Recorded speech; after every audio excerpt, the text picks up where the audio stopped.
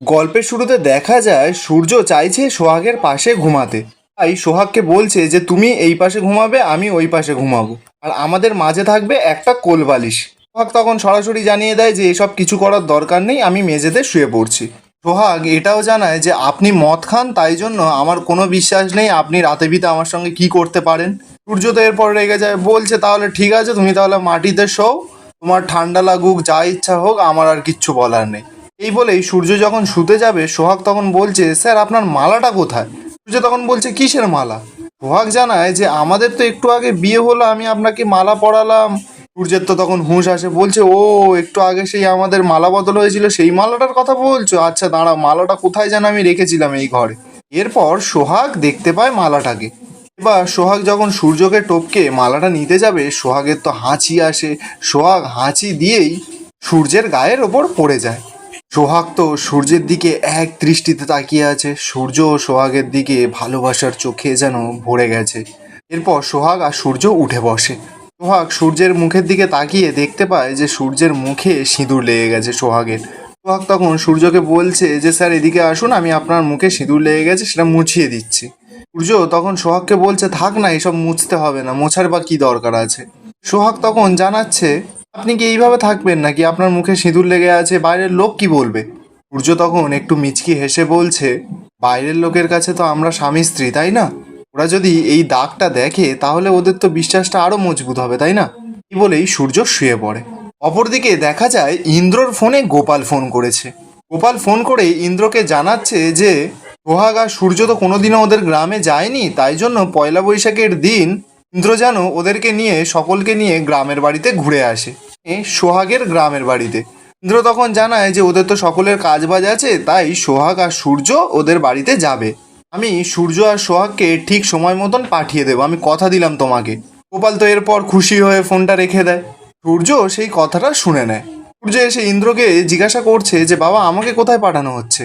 ইন্দ্র তখন সূর্যকে জানায় যে সোহাগের বাবা ফোন করেছিল, ওদের পয়লা বৈশাখের নিমন্ত্রণ করেছে, তাই সূর্য আর সোহাগকে ইন্দ্র যেতে বলছে। সোহাগ তো দূর থেকে কথাটা শুনে খুব খুশি হয়, বলছে যে আমি তো ভাবতেই পারিনি যে এই নববর্ষেতে আমি বাড়িতে যেতে পারবো।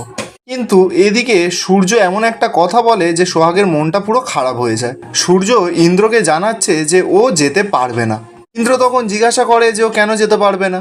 সূর্য তখন সরাসরি জানায় যে ও কি বেকার, বলছে আমার কি কোনো কাজ বাজ নেই নাকি, যে আজ বিয়ে কাল এই অনুষ্ঠান সেই অনুষ্ঠান, আমার আরেকটা নতুন ইম্পর্টেন্ট কাজ আছে, তাই জন্য আমার পক্ষে যাওয়াটা একদমই সম্ভব হবে না।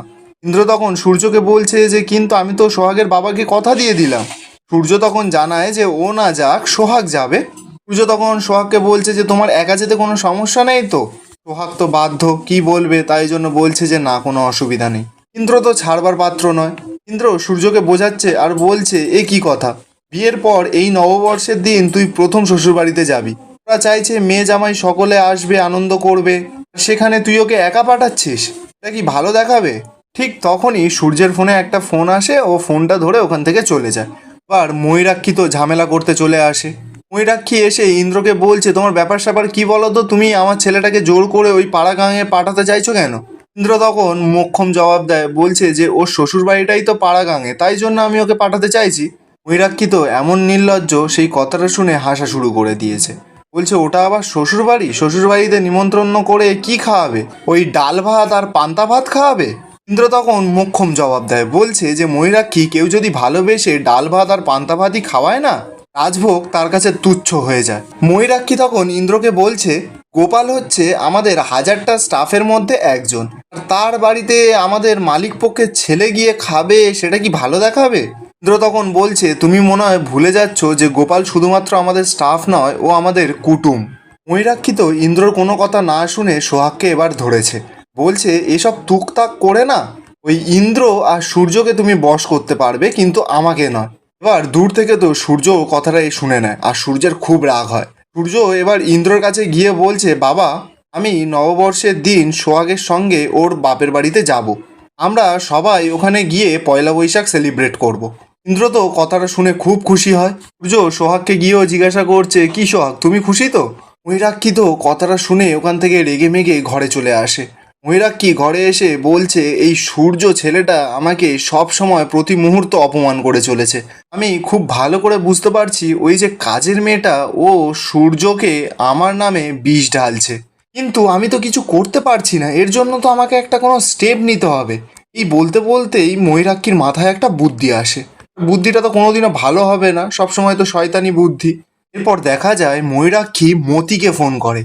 মতিকে ফোন করে ওর অফিসে দেখা করার জন্য ডাকে। মতি ফোনটা রেখে মনে মনে বলছে যে ম্যাডাম আমাকে অফিসে ডেকেছে মানে সোহাগের কোনো সর্বনাশ করার জন্যই হবে। আর আমিও তো চাই ওই সোহাগের সর্বনাশ হোক, ও তো আমাকে কম অপমান করেনি। এবার সোহাগ আমি তোমাকে ইঁটের জবাব পাথর দিয়ে দেবো, এবার বুঝবে তুমি এই মতির কত ক্ষমতা। অপরদিকে দেখা যায় সোহাগ সকাল সকাল ইন্দ্রকে চা দিতে এসে ইন্দ্রকে বলছে, কর্তাবাবু আমি আপনার কাছে পুরো কৃতজ্ঞ, আমি আপনার ঋণ কখনো শোধ করতে পারবো না। ইন্দ্র তখন বলছে, কেন তুই সকাল সকাল এরকম কথা বলছিস কেন? ও আমি ওই গোপালের নিমন্ত্রণটা গ্রহণ করেছি তাই জন্য। সোহাগ তখন বলছে, সেটার জন্য নয় কর্তাবাবু, আপনি কখনো আমার পরিবারে অসম্মান হতে দেননি। কোন মেয়ে চায় না তার পরিবারের কোনো অসম্মান না হোক। ইন্দ্র তখন সোহাগকে বলছে, এই 6 মাস তুই যেই চ্যালেঞ্জটা নিয়েছিস সেটা যেন তুই জিততে পারিস, আর তুই এই বাড়িতে পাকাপাকিভাবে যেন থাকতে পারিস। বলেই সোহাগকে আশীর্বাদ করে ইন্দ্র ওখান থেকে চলে যায়। অপরদিকে দেখা যায় মতিলালদের বাড়ি গ্রামের আরও 2জন লোক এসেছে। 2জন লোক মতিলালকে বলছে, ওই সোহাগ আপনার পুরো নাকটা কেটে দিয়েছিল এক সময়, ওই সোহাগের কোনো না কোনো একটা ব্যবস্থা করতে হবে। মতিলাল তো কথাটা শুনে রেগে যায়, বলছে, উফ তোমরা না ওই পুরাতন কথা নিয়ে আমাকে পুরো ঘাঁটিয়ে ছাড়লে। এক কথা কানের ধারে বলে বলে আমাকে অপমান না করলে তোমাদের হয় না, তাই না?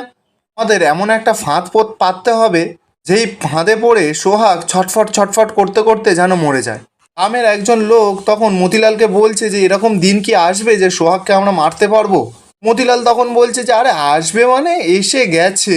গ্রামের লোকটা তখন বলছে, আরে বাবা তুমি ঝেড়ে কাশো না, কি বলতে চাইছো? মতিলাল তখন বলছে, ম্যাডামের অফিসে গিয়ে আমি জানতে পারলাম যে সোহাগ এই গ্রামে ফিরছে আর সঙ্গে সূর্যও থাকবে।